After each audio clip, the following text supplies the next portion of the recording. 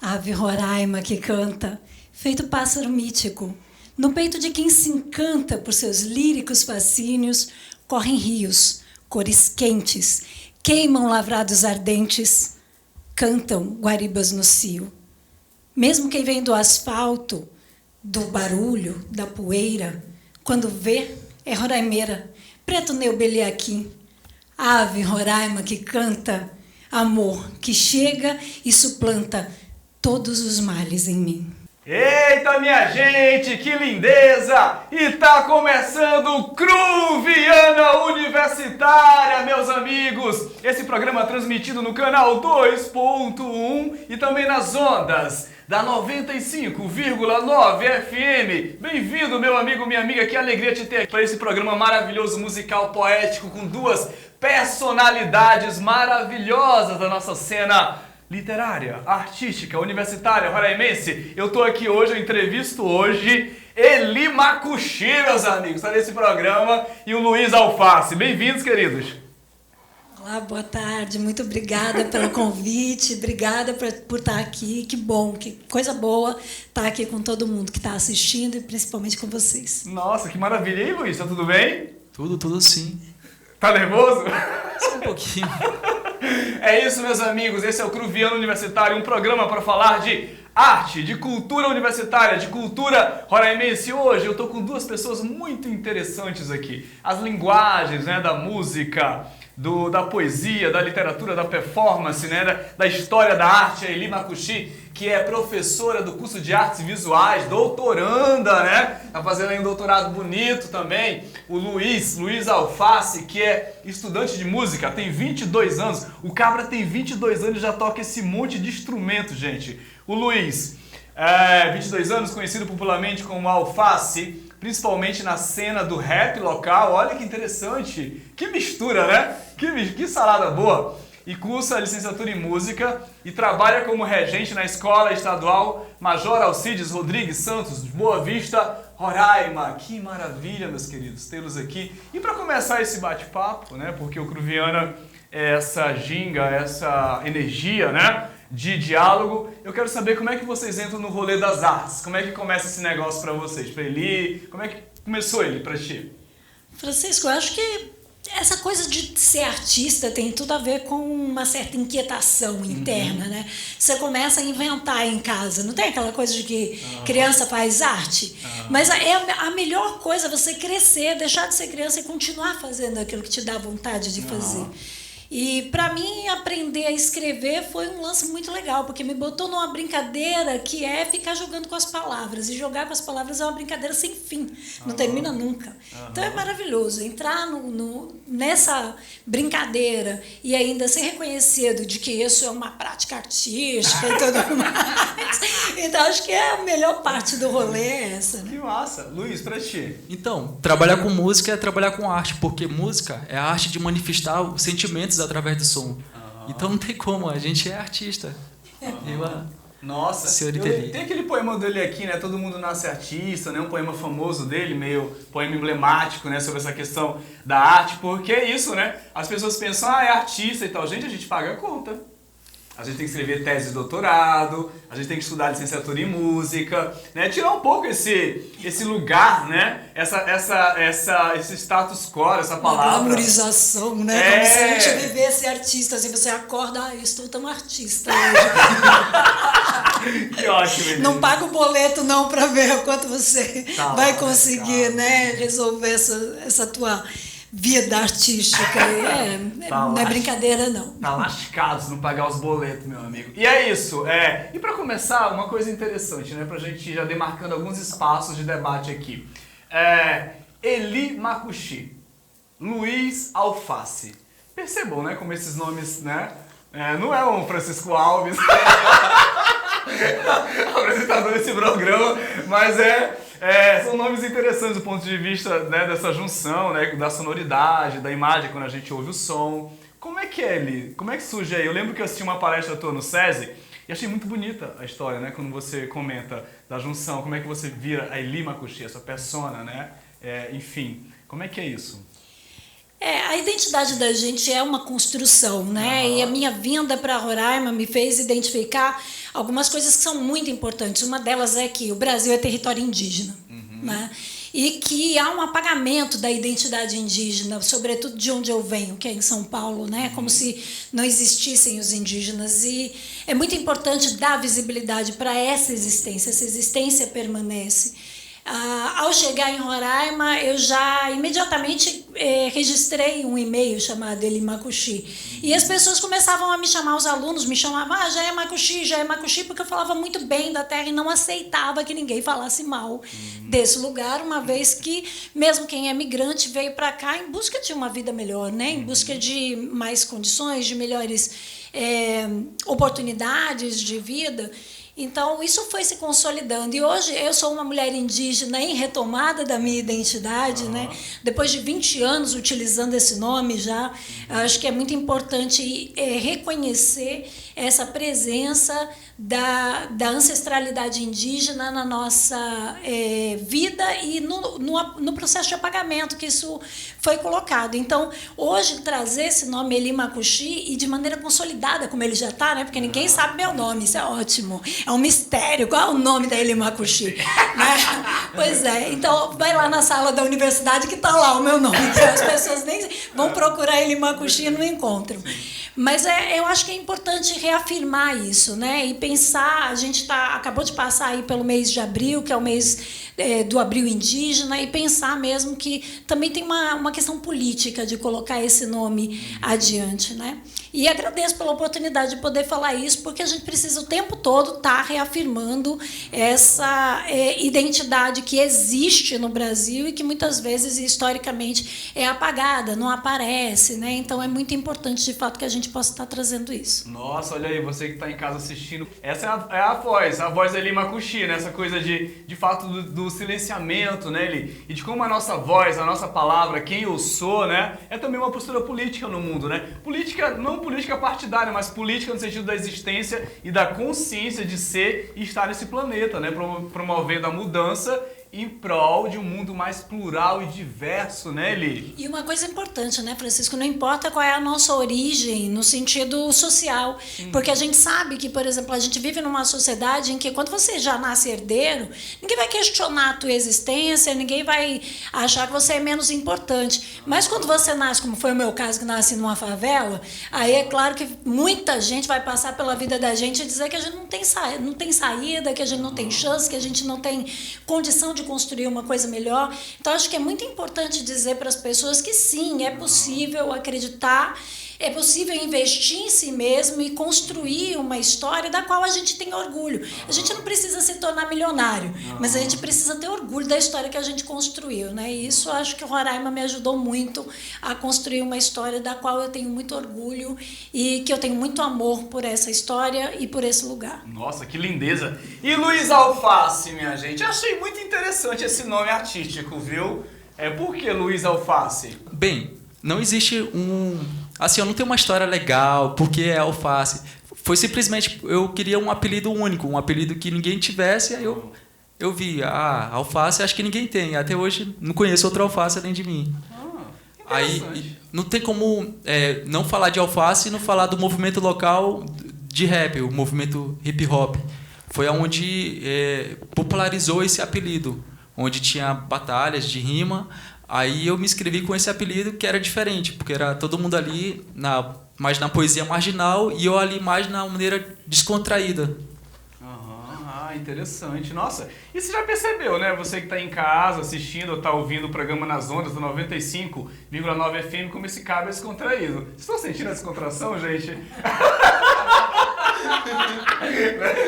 Então é isso. Eli, é muito maravilhoso, Eli, quando eu olho para a tua trajetória, né? E como homem preto, vindo de periferia, filho de garimpeiro, empregada doméstica, né? E você falou uma coisa muito legal que me lembrou uma vez, eu estava diante das coisas que você já disse aqui, eu estava num evento na Praça das Águas, chega uma senhorinha assim, ela perguntou, você é de qual família de Roraima? Né? Aí eu fiquei meio assustado na hora, eu estava lançando um livro, né? Aí eu fiquei assustado, um livro de poesias, aí, você é quem, assim? Eu falei, eu sou Alves Gomes, assim. Aí eu fiquei pensando nesses sensos de pertença, né, que rolam muito aqui, né, tem esse debate, né, dos pioneiros, de quem construiu, quem veio primeiro, eu percebo isso ainda aqui, né, em Roraima, que é um estado formado, né, por gente do Brasil todo, né, então... quando eu olho para a tua trajetória, olho para outras trajetórias, eu percebo como é rico o nosso estado do ponto de vista cultural, porque todo mundo tem uma contribuição. Sim, e essa ideia, por exemplo, de que você tem que pertencer a uma família tradicional para poder ter um espaço na sociedade ou coisa parecida, é claro que isso também, como a gente falou, também é político, né? Sim. Interessa manter, para quem tem o lugar, interessa manter. Agora, eu acho que é muito importante a gente perceber, por exemplo, que isso provoca um apagamento das próprias etnias indígenas, né? Então, mais uma vez, eu vou falar aqui, quando a gente se afirma Macuxi, Uapixana, Taurepã, Iecoana, a gente está trazendo uma outra pertença, que é uma pertença muito anterior, né? Eu acho que é muito importante pensar nisso e pensar de que o passado ele é importante, mas o que você, como já dizia o Sartre, né? O que você fez com o que o passado fez com você é muito mais importante para que você possa traçar a sua trajetória para o futuro, né? Nossa. Então, que bom que naquele momento você não se rendeu de ter que inventar alguma coisa, dizer que sua família era tradicional. Sua família era sua família, sua origem, né? E que deu base àquela pessoa que teve a condição de pensar um livro, de escrever um livro e mais, de produzir e de publicar, né? Porque, gente, não tem coisa mais difícil nesse país, Brasil, e nesse país, Roraima, do que publicar um livro. É muito difícil. A gente ser escritor é uma coisa, agora a gente publicar livro é um outro rolê, uma outra dificuldade que é muito importante. Olha, bater palmas aqui para todos os escritores de Roraima, mandar meu axé para todos eles, porque, de fato, a gente faz um trabalho de resistência. Nossa, aqui em Roraima. Que legal! E você não sai daí, tá terminando o primeiro bloco. Vamos terminar com música, Luiz?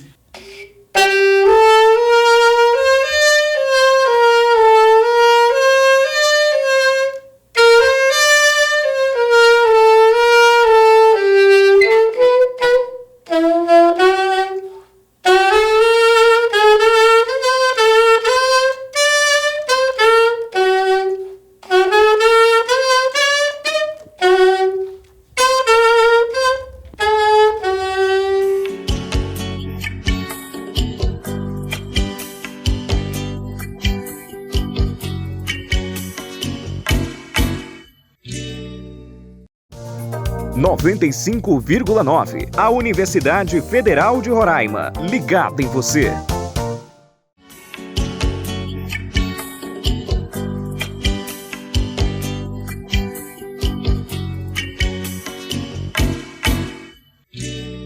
Lá fora chove, a água cobre generosamente a terra, já é abril, a temperatura caiu e aqui, entre pilhas de textos esperando leitura, movem-se rapidamente a partir da manhã as estruturas do pensamento, que conflitam, atritam, machucam, apertam, constrangem um corpo que só quer se aninhar.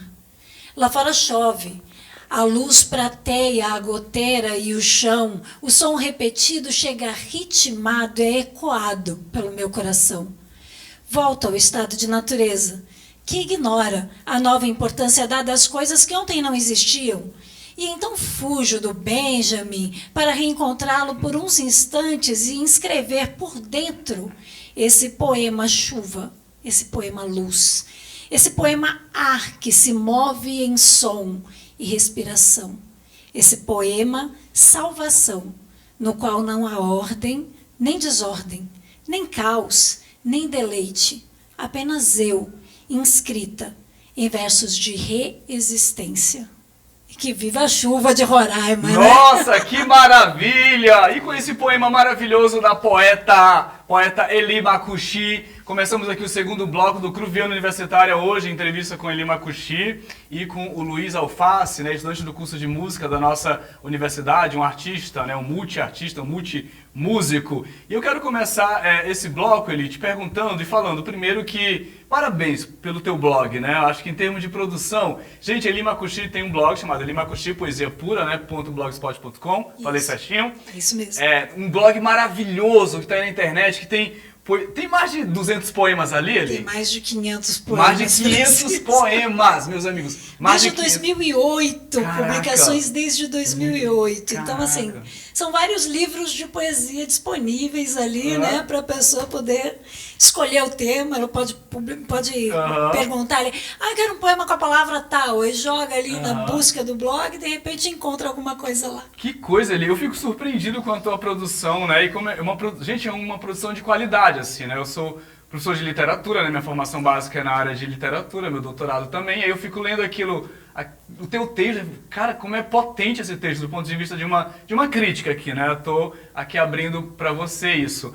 E é muito interessante como tem uma junção do trabalho visual, porque você pega obras de arte e faz um casamento com a poesia. Eu me pergunto, bicho, ninguém do mestrado estudou esse negócio ainda, ninguém fez um mestrado em cima do trabalho da Eli. Eu fico pensando, né, da potência disso, né? Porque é muito potente e te parabenizar, que trabalho maravilhoso. E como é que surge essa demanda, Eli? Essa demanda surge por uma coisa do tipo, publicar livro nesse país é um negócio caro. Eu quero democratizar a literatura. Eu como diz Antônio Cândido, né? Literatura para todo mundo, né? Do direito à literatura. Então, como é que surge o blog? Pois é, a internet, você sabe que a internet pra gente aqui na Amazônia chegou tarde, né? Sim. E em 2008 houve essa oportunidade, a gente passou até, ainda era discada a internet, mas já era possível criar uma paginazinha e começar a alimentá-la devagarinho, né? E foi assim que o blog surgiu, na intenção de publicar mesmo, de mostrar aquilo que eu produzia. Uma vez que era muito difícil pensar mesmo na publicação de um livro físico, por conta dos custos, e também dessa questão de depois você ter que vender o livro, que é muito complicado também. E mais ainda, assim, de um desapego, sabe, Francisco? Porque quando a gente põe um poema na internet, você sabe que ele virou do mundo, né? Embora a autoria esteja garantida, porque ele está lá no blog, está assinado e tudo mais, mas, por outro lado, ele está ali disponível. A pessoa pode copiar, pode, né, mandar para o crush, pode fazer o que quiser com aquele poema. Eu acho que quando a gente escreve poesia, a gente escreve com essa intenção, né? De que aquilo que a gente escreveu toque as pessoas, emocione as pessoas, faça com que elas possam refletir. E é essa a intenção do blog. Ele está lá com esse objetivo. Gente, convido você, meu amigo, que está aí em casa, conheça o trabalho de Eli Makushi. É muito bonito, muito interessante. Luiz, você trouxe aqui alguns instrumentos, né? Eu estou muito curioso com esse instrumento aqui, né? Tem uma característica, enfim. E eu queria que você falasse para o nosso público que instrumento é esse, né? Você falou um pouco da evolução, a gente estava conversando nos bastidores. Reafirmo, o Luiz é estudante de música do nosso curso, do curso de música da Universidade Federal de Roraima. Então, isso aqui é o chofar. Ele era muito utilizado para a chegada do rei, para anúncios importantes da época, há muito tempo atrás. Ele é um ancestral do trompete.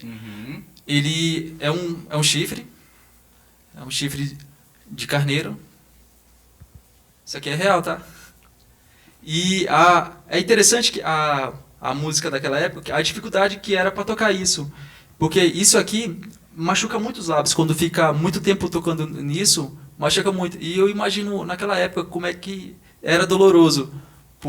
Para que tinha cada função de fazer o que tinha que fazer. No caso, quem anunciava o clarim. Precisa fazer uma demonstração do som dele? Claro, por favor, nos brinde. Então, eu vou pegar o bocal do trompete, que é mais confortável, eu vou assoprar ele com um bocal do trompete e sem um bocal do trompete, para ver a diferença de sonoridade.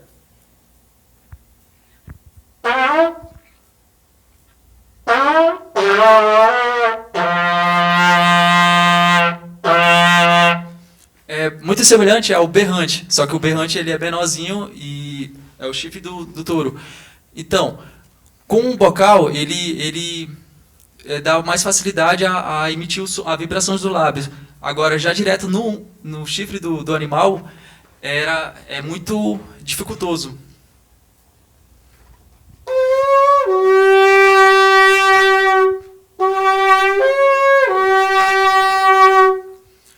E há uma limitação muito grande das notas que podia ser transmitida. As notas que só podem ser transmitidas aqui seriam o Sol, o Dó e o Mi. Somente essas 3 notas. E mesmo com essas 3 notas, foi o início da música da época. A musicalização, na época, foi a pele dos animais e o chifre também, que era utilizado para fazer a percussão e aqui o sopro, a melodia.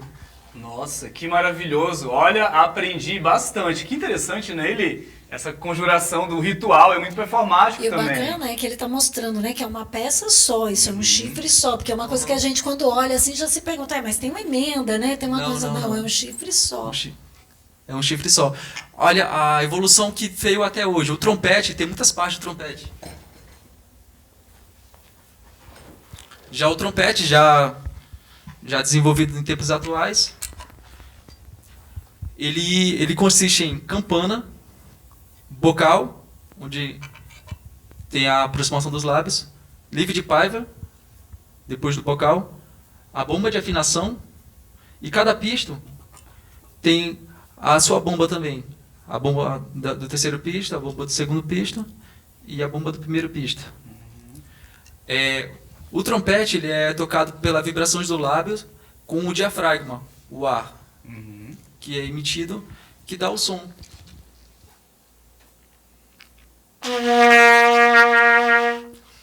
Olha a evolução que teve a música durante os anos. Na época não existia escala, assoprava sem saber mais ou menos que nota era aquela, as vibrações. E hoje já dá para regular a afinação. Essa parte bem aqui é para afinar o instrumento. Se a afinação está alta ou está baixa, que é a bomba de afinação geral. Que interessante. Gente, olha que aprendizado. Eu fiquei pensando, cara, esse bicho é um bom aluno.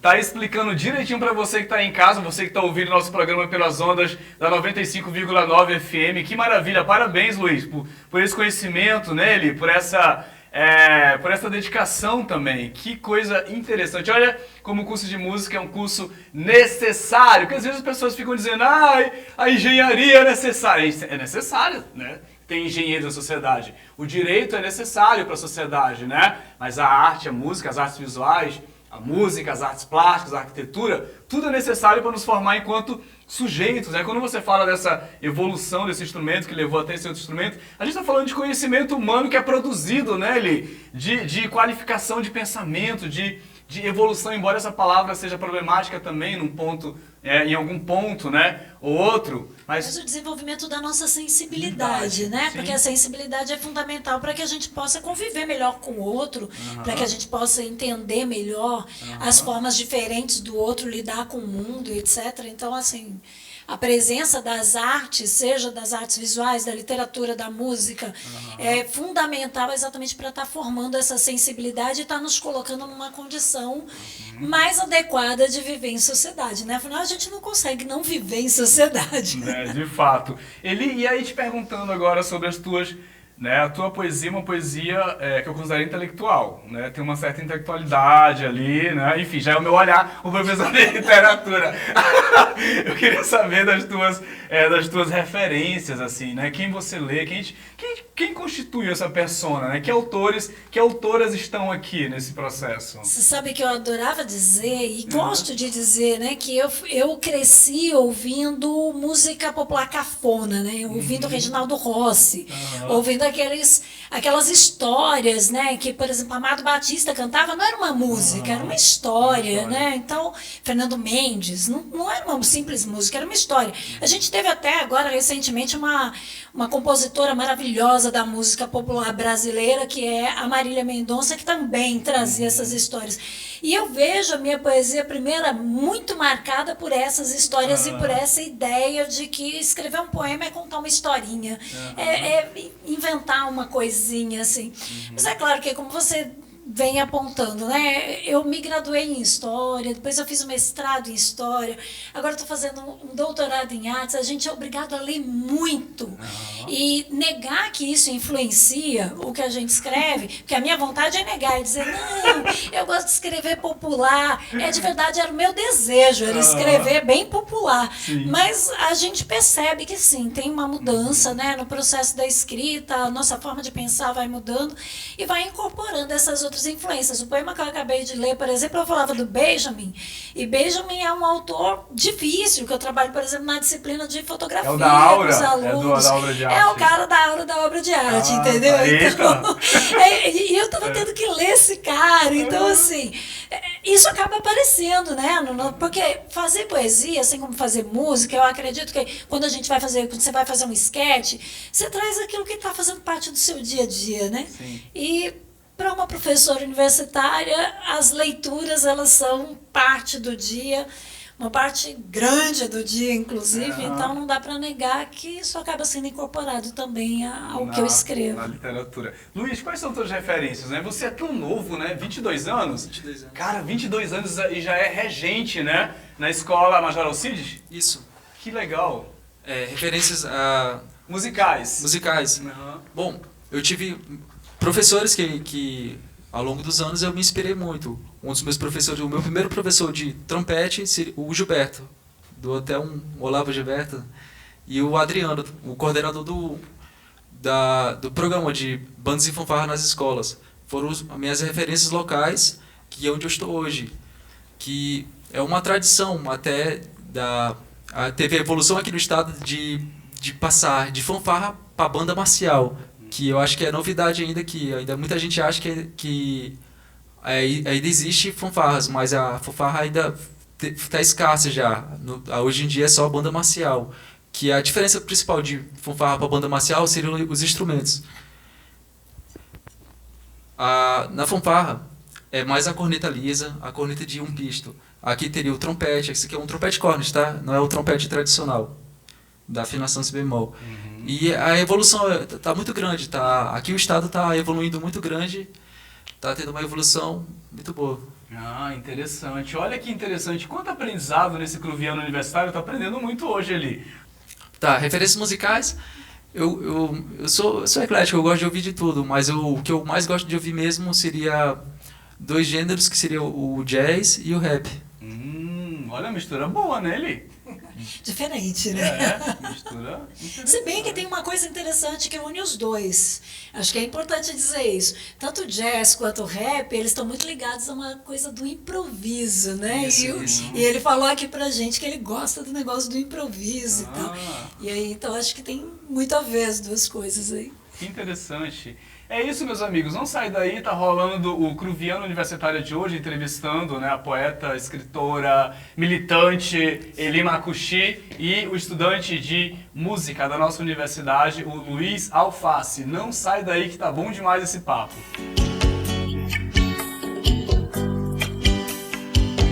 Vamos começar com sax, uma coisa...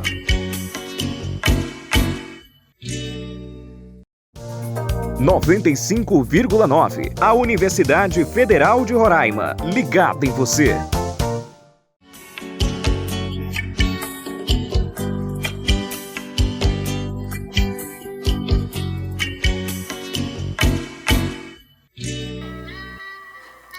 Então, Vou começar agora a fazer aquela improvisação, porque isso é Roraima, isso é miscigenação. Porque eu vou fazendo agora, eu tenho uma certa intuição para dizer que já tá chegando São João. Então, para esclarecer essa minha condição, pois vai chegar o arraial, eu vou fazendo aquela rima de um jeito radical, bem legal. Olha só, conversando com a Eli, a felicidade dela eu já posso pressentir, é isso que eu posso deduzir. Mas eu nunca que vou reduzir alguém, porque eu vou rimando daqui até Pequém, porque eu mando bem, aqui ou até lá em Santarém. Mas aqui é Roraima, demonstrando a minha felicidade mesmo quando suor e lágrima. Deu pra entender? É Cruviana. Eu faço aquela rima toda semana e tá bacana, porque é isso que eu faço. Eu vou demonstrando a rima daqui até 31 de março. Olha só, Eli, ela escreve o poema. Eu vou convidar ela lá pro município de Iracema. Quem sabe ela quer ir comigo, mas não tem problema, o freestyle tá envolvido. E vou rimando com Francisco. Sabe que eu não cisco, porque eu tenho a sabedoria de bispo. Caraca, que ótimo, que lindeza, meus amigos! Com esse improviso maravilhoso, iniciamos o terceiro e último bloco do Cruviano Universitária. Hoje entrevistando o estudante de música Luiz Alface e a poeta Eli Makushi. Que maravilha, Luiz, que coisa ótima que você fez, que coisa maravilhosa. Que inteligência, né, Eli? Porque eu não consigo lembrar dos meus poemas. Eu tenho 6 livros, né? Acho que 4 de poesia. Eu não consigo lembrar dos meus poemas. Eu não consigo. Eu acho que essa é uma capacidade. E olha que eu sou uma pessoa do teatro, da performance. Eu preciso ensaiar, eu tenho que estar com o texto ali. E você, com toda essa performance, com toda essa oralidade, né? Que coisa mais ancestral, né? A gente estava falando desse instrumento aqui. É interessante esse processo? O bacana é pensar, né, o quanto ele está ligando isso com... O quanto está relacionado com o repente, por exemplo, que é da origem da nossa cultura brasileira. E é muito bacana, assim, porque é um processo totalmente diferente, o improviso, né? É totalmente diferente de você sentar e pensar numa rima, ou de você sentar e estudar um poema. Concordo com você, eu não lembro de nenhum poema meu também. Aliás, é muito difícil decorar poesia, né? Mas e esse é um processo totalmente diferente, criativo e que exige muito desprendimento também, né? Porque você tem que estar ali se dispondo ao improviso e tal, e de repente faltou a palavra e você tem que manter o ritmo. Olha, parabéns. Nossa, parabéns mesmo. Desde quando você trabalha com rap, né? Tem essa interação com essa linguagem? Assim, desde 2017 é um hobby que eu acho muito bacana, que é improviso, é freestyle, é improviso, é estilo livre. E eu me identifiquei muito. Que interessante, né? Porque as questões de negritude estão aí dentro, né? As questões do povo preto, né? Da nossa ancestralidade, da fala, né? Do terreiro, né? Isso para mim é um terreiro. Eu considero esse estúdio um terreiro. Eu estou usando, né? Um elemento, né? Dessa força, né? Então, quando você faz esse improviso, me conecta também com as minhas questões de negritude, né? Ou com as questões indígenas, né? Com as nossas questões do parixara, da dança circular, do movimento repetitivo, né? Da harmonia, do ritmo, do som, enfim. Então, olha que maravilha. Muito feliz com a sua presença aqui, viu, Luiz? Hoje, com a presença da Eli Makushi também. Eli, vamos falar um pouquinho do Amor para Quem Odeia, que é o livro da Eli Makushi, né? Um livro muito emblemático, né? Do ponto de vista da carreira, eu considero, né? Foi matéria do vestibular, né? Esse teu livro foi escolhido como livro do vestibular. De qual ano mesmo? Foi surpreendente para mim, porque ele foi matéria do vestibular da UFRR por 2 anos seguidos, acho que foi 16 e 17, mas ele também foi matéria da UER, ele foi matéria do Instituto Federal, e eu fiquei sabendo, um pouquinho antes da pandemia, que ele estava sendo estudado em Aracaju, por um professor de literatura contemporânea, e a turma dele estava fazendo, e alguém entrou em contato comigo pelo Instagram para saber, olha, esse poema e tal, a gente está estudando o teu livro. Então, de fato, é uma coisa assim, é um filho que me dá muito orgulho. E assim, para falar do nome, né? Amor para Quem Odeia. Francisco, nós nunca estivemos tão necessitados disso, né?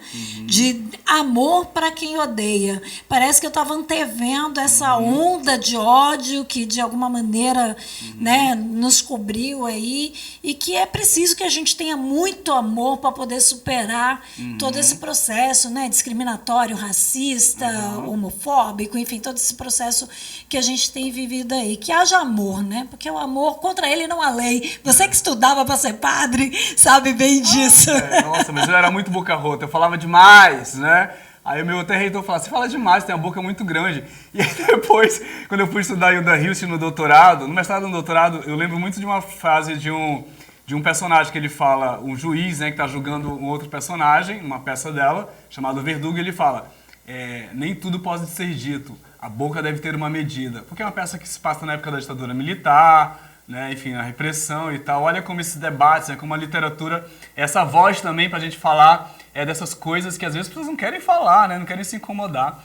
Mas Luiz, diga lá, você também vê a música como algo que transmite amor, né, algo que pode também ser uma mola propulsora para que a gente possa reelaborar esse planeta, né, a partir das artes? Com certeza, sim. A música, de toda forma, sim. Uhum. E você toca muito aí na noitada? Como é que é isso? Como é que tá essa carreira? É mais um hobby mesmo. Uhum. Eu não trabalho tocando assim por dinheiro, é mais uma coisa minha por amor mesmo. Por amor, né? Embora você esteja fazendo uma licenciatura que vai te levar a ser professor. Isso. Né, dessa área. Que interessante, olha que interessante, gente. Nossos entrevistados de hoje, ele é bacana a tua trajetória porque você vem da escola pública, né? E eu te conheci, né? Você lembra quando a gente se conheceu? Eu falei, meu Deus, Eli Makushi! Meu Deus, Eli Makushi tá falando comigo e tal. E eu todo emocionado, né? Aí você escreveu um poema, acho que no lançamento de um livro meu. Como a escola básica é esse território de afetividade, né? Você saiu uma matéria um tempo desse de um surto coletivo de ansiedade, alguma coisa que deu numa escola do Nordeste, não sei se foi... Sim, né? em Recife. Em Recife, né? E aí, quando a gente pensa, nossa, o papel das artes, então, nesse movimento é extremamente necessário, o professor, né? Porque os alunos são muito afetuosos com você, a gente percebe. É o que eu estava falando sobre a coisa da sensibilidade, né, Francisco? Eu penso que, assim, a gente está vivendo um momento de muita dificuldade de se conectar ao outro, de compreender o outro, de ouvir. Essa coisa, a fala da Hilda Hilst é maravilhosa, porque assim, a boca tem que ter uma medida, porque a gente também tem que ter uma certa sabedoria de que nós temos uma boca e dois ouvidos. Alguma coisa isso quer dizer, né? É importante a gente ouvir o outro, mas não é um ouvir já tentando responder, é um ouvir tentando compreender o que fez aquele outro falar. E a escola é esse espaço de sociabilidade em que o jovem, o adolescente, ele está passando por uma série de conflitos. Eu me irmano hoje com você que é pai, você que é mãe, que está aí com seu filho adolescente, dando muita dificuldade, tendo dificuldade, porque assim, hoje o adolescente ele não precisa sair para encontrar os problemas. Basta ele abrir a internet no celular, ele está no mundo. Então ele tem acesso a todas as dificuldades, a todos os problemas, a todas as dúvidas, né, existenciais que marcam a juventude. Então é muito importante, sim, que a gente possa ter essa leitura afetiva, essa conversa afetiva. E a arte é esse veículo, né? Quando você falou que me encontrou e ficou... Essa reação é uma reação que eu sempre tentei minimizar e dizer assim, não, calma. Porque a gente falava antes, né? Eu sou menos artista, eu sou mais gente, né? E como gente, é importante que a gente se coloque nesse lugar do eu gosto, do abraço, do afeto. Inclusive, gente, que maravilha que a gente pode se vacinar e podemos estar aqui conversando, né? Exatamente para que a gente possa voltar a essa naturalidade de estar convivendo com as pessoas e estar criando esses espaços de ouvir o outro. E mais uma vez eu volto a dizer, muito importante que a gente traga o amor para o centro das relações para que a gente possa construir um mundo melhor, para que a gente possa viver melhor, inclusive, né? Com menos medo, com menos raiva, menos ansiedade, menos ataques de pânico e etc. Nossa, que legal. Luiz, você como um jovem, né, e você já é regente, imagino que você tenha muitas relações com pessoas, né, muito novas, né, ou da sua faixa etária. Como é que você vê isso assim, no teu trabalho? Então, eu trabalho na escola Major Alcides, lá é ensino médio, aí a maioria dos alunos, porque a extracurricular não é obrigatório participar da banda marcial, mas a maioria dali é do primeiro ano. E nesse momento já de 2022 tem o novo ensino médio, os alunos têm que estar lá de 1h15 até 6h45 e ainda querer participar da banda, que é até às 8 horas, é gratificante para mim, para saber que realmente estou interessado em participar disso, pela música. Nossa, que bonito isso, né? Lembrei muito de Paulo Freire agora, né? Essa coisa da educação libertadora, né? Desses espaços de... Que a educação seja esse veículo de libertação, né? Eu lembro muito de uma fala do professor Roberto Mibelli, quando uma vez ele falou, né? E quando os alunos tiverem consciência de que não quero estar na escola, eles vão dizer, não quero estar aqui. E não vai ter ninguém que impeça, status quo, Estado, família, igreja, essas instituições. Né? Então, é importante que exista elementos, né, que digam, olha, isso aqui vale a pena. Isso aqui vale a pena, né?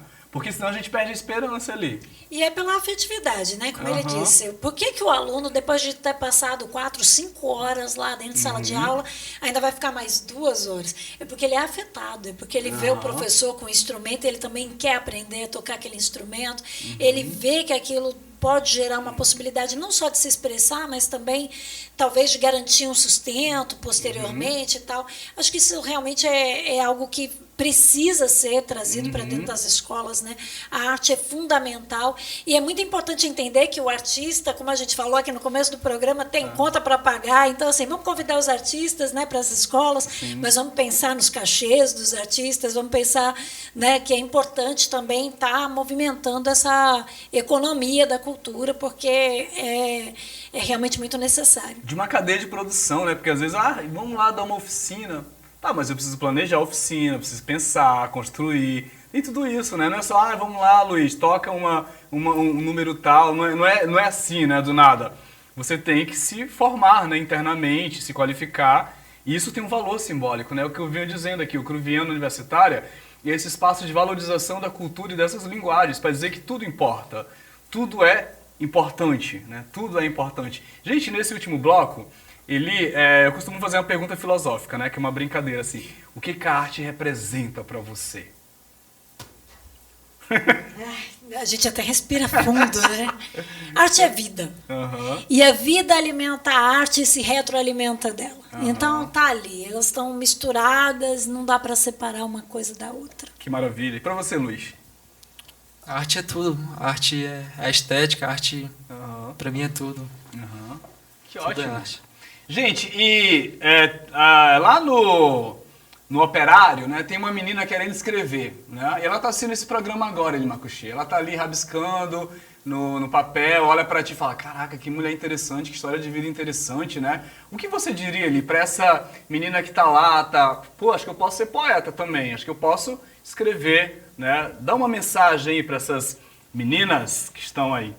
Aprendeu a escrever, já sabe escrever e já pode ser escritora, sim. Porque você pode começar falando da sua experiência. E é só disso que a gente entende nesse planeta. Né? A gente só sabe da gente mesmo. Então, não tenha medo de se expor, né? Porque escrever também é um ato de coragem. Você precisa ter a coragem de se expor. E utiliza as ferramentas que tem à disposição hoje, né? Eu não tenho como publicar um livro, mas a gente tem o Facebook, a gente tem o Instagram, a gente tem ainda as páginas dos blogs disponíveis que você pode criar e começa a mostrar para os colegas, para os professores, etc. Acho que é muito importante permitir que esse espaço exista na tua vida sem muita expectativa. Quando você menos esperar, alguém vai estar te chamando de poeta, alguém vai estar te chamando de escritor, não é assim? Sim, e aí, de repente, a gente diz, será que eu sou? Olha, eu acho que eu sou mesmo.